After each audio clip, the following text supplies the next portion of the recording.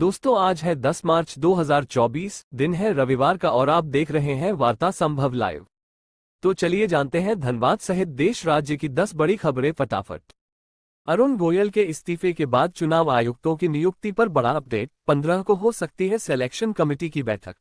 नए निर्वाचन आयुक्तों की नियुक्ति के लिए नामों को अंतिम रूप देने के वास्ते प्रधानमंत्री की अध्यक्षता वाली उच्चाधिकार प्राप्त समिति की बैठक 15 मार्च को होगी। निर्वाचन आयुक्त अनूप चंद्र पांडेय की पिछले महीने सेवानिवृत्ति और अरुण गोयल के अचानक इस्तीफे से चुनाव आयुक्तों के 2 पद रिक्त हो गए हैं। प्रधानमंत्री की अध्यक्षता वाली चयन समिति में एक केंद्रीय मंत्री और लोकसभा में कांग्रेस के नेता अधीर रंजन चौधरी शामिल होंगे। चलते हैं अगली खबर की ओर। कहां चूक गई कांग्रेस? ममता ने क्यों उतारे बंगाल की सभी सीटों पर उम्मीदवार? टीएमसी नेता ने बताई पूरी बात। आगामी लोकसभा चुनाव को लेकर कांग्रेस की कोशिश टीएमसी के साथ गठबंधन की थी। हालांकि तृणमूल कांग्रेस ने इसी बीच सूबे की सभी 42 सीटों पर उम्मीदवार घोषित कर दिए। जैसे ही टीएमसी की लिस्ट आई तो सवाल यही उठे कि आखिर कांग्रेस नेतृत्व कहां चूक गई। दोनों पार्टियों के बीच गठबंधन क्यों नहीं हो सका, जबकि इंडिया अलायंस की मीटिंग में तो ममता बनर्जी हमेशा ही मौजूद रहीं। टीएमसी नेता और मेघालय के पूर्व मुख्यमंत्री मुकुल संगमा ने इस पर बड़ा खुलासा किया है। उन्होंने रविवार को कांग्रेस पर निशाना साधते हुए कहा कि उनकी पार्टी ने कांग्रेस के साथ सीट बंटवारे के समझौते के लिए काफी इंतजार किया, लेकिन ऐसा प्रतीत होता है कि इंडिया गठबंधन की सहयोगी कांग्रेस जमीनी हकीकत से कट चुकी है। चलते हैं अगली खबर की ओर। चुनाव से पहले ही पता चल जाएगी चुनावी चंदे की पूरी कहानी। खफा एससी ने एसबीआई से कहा कल तक दे सारी जानकारी। चुनावी बॉन्ड मामले में सुप्रीम कोर्ट में और मोहलत मांगने गई एसबीआई को तगड़ा झटका लगा है। शीर्ष अदालत ने एसबीआई की याचिका खारिज करते हुए उसे 12 मार्च तक उपलब्ध आंकड़ा देने का आदेश दिया है। कोर्ट ने कहा कि चुनाव आयोग 15 मार्च तक आंकड़े को अपलोड करे। इससे पहले सुप्रीम कोर्ट ने और वक्त मांगने पर एसबीआई को खूब सुनाया। शीर्ष अदालत ने कहा कि आखिर एसबीआई को आंकड़े जुटाने में कहां दिक्कत आ रही है। Chief justice D.Y.. चंद्रचूड़ ने कहा कि पिछले 26 दिनों के दौरान आपने क्या किया।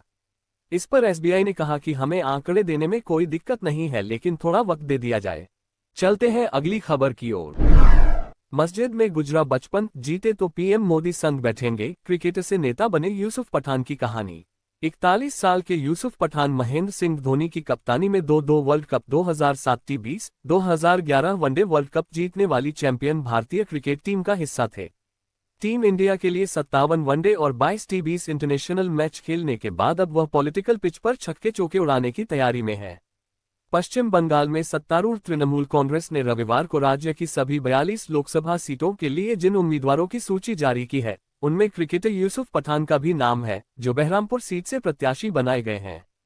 यूसुफ पठान संघर्ष की भट्ठी में तपकर भारतीय टीम तक पहुंचे और अब एक और कड़ी परीक्षा उनका इंतजार कर रही है।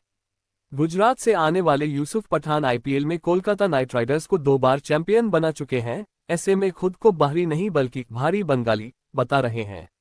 गुदड़ी के लाल ने किया कमाल। गुजरात के वडोदरा के रहने वाले यूसुफ पठान पूर्व भारतीय ऑलराउंडर इरफान पठान के बड़े भाई हैं। दोनों भाइयों का बचपन मस्जिद में बीता। छोटे से कमरे में पूरा परिवार रहा करता था। उनके पिता महमूद पठान मस्जिद में मुअज्जिन थे। घर की स्थिति अच्छी नहीं थी।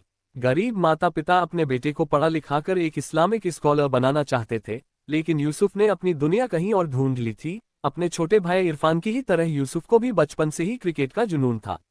दोनों भाइयों के पास इतने पैसे नहीं होते थे कि वो नए क्रिकेट किट खरीद सके।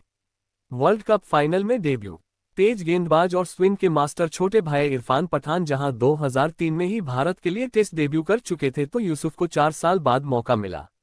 2007 T20 वर्ल्ड कप के फाइनल में पाकिस्तान के खिलाफ उन्होंने अपने इंटरनेशनल करियर के पहले ही मैच में सिर्फ 8 गेंदों में 15 रन की बेखौफ पारी खेलकर इरादे जाहिर कर दिए। 2001-2002 सीजन में सौराष्ट्र की ओर से अपना रणजी ट्रॉफी खेलने वाले यूसुफ पठान बड़े बड़े शॉट्स मारने के लिए मशहूर थे। उनके करियर का टर्निंग पॉइंट 2008 में आया, जब आईपीएल के ओपनिंग सीजन में राजस्थान रॉयल्स को चैंपियन बनाने के लिए उन्होंने कई आतिशी पारियां खेली। खराब फॉर्म और फिटनेस के चलते 2012 के बाद वह भारतीय टीम में नहीं चुने गए और फिर 2021 में सारे फॉर्मेट से संन्यास ले लिया। अब वह देश विदेश में घूम घूम कर फ्रेंचाइजी T20 लीग खेलते हैं। पीएम मोदी संग संसद में बैठेंगे। ममता बनर्जी ने इस बार कुछ मौजूदा सांसदों को उम्मीदवार नहीं बनाया है। पार्टी ने 16 मौजूदा सांसदों पर फिर से भरोसा जताया है। इस सूची में 12 महिलाओं का नाम शामिल है जिन्हें टिकट दिया गया है। ऐसे में अगर यूसुफ पठान अपनी सीट जीतने में कामयाब रहते हैं तो प्रधानमंत्री नरेंद्र मोदी के साथ संसद में बैठेंगे। गुजरात के ही रहने वाले नरेंद्र मोदी लगातार दूसरी बार वाराणसी से चुनावी मैदान पर हैं। बसीरहाट लोकसभा सीट से टीएमसी ने मौजूदा सांसद नुसरत जहां की जगह अपने पूर्व सांसद हाजी नूरुल इस्लाम को मैदान में उतारा है। टीएमसी ने लोकसभा से निष्कासित महुआ मोइत्रा को कृष्णानगर सीट से लगातार दूसरी बार उम्मीदवार बनाया है। हमारा प्रयास कैसा लगा, कमेंट बॉक्स पर जरूर लिखें। साथ ही चैनल को लाइक एवं सब्सक्राइब करना न भूलें।